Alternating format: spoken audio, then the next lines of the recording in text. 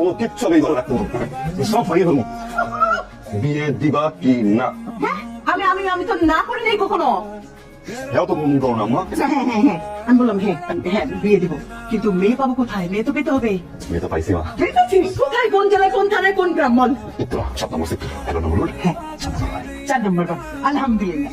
যা বেটা, এটা তো আমাদের বাসার ঠিকানা বললি। কোথায় থাকে?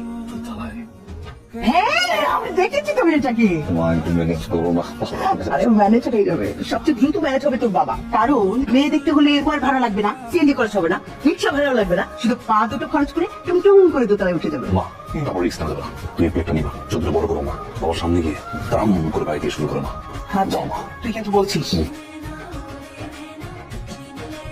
এই যে শুনছেন, ঘুম থেকে উঠেন।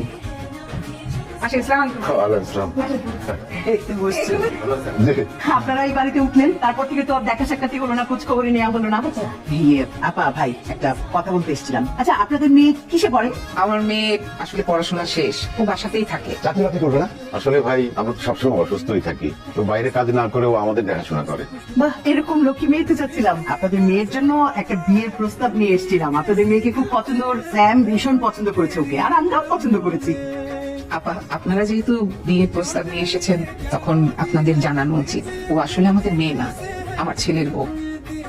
2 বছর আগে আমরা ওকে বৌমা করে আমাদের সংসারে নিয়ে এসেছিলাম।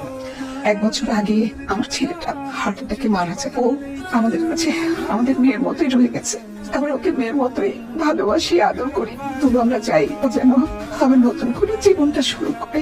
বাবা বড় করে হা করো, কংগ্রাচুলেশন, তোমার বিয়ে পাক্কা। ডেটটা ফিক্স করতাম জানি পারতে হবে আর ডেট ফিক্স করে দিয়েছে কাবিন টাবিন করে ফেলি না চলো পাগল বিশ্বাস, তুই আমার একমাত্র সন্তান, তবে আমি কাবিন করে নিয়ে আসবো বউ ঘরে, যা জমক করে করবো, আত্মীয় স্বজনের দাওয়াত দিব, খালা খালু চাচা ফুফু সব আত্মীয় স্বজন আসবে, রং মাখামাখি হবে, হই হই রই রই হবে। এটা গরু 5টা খাসি। বাবা তুমি আমাকে তুই তৈরি করবো না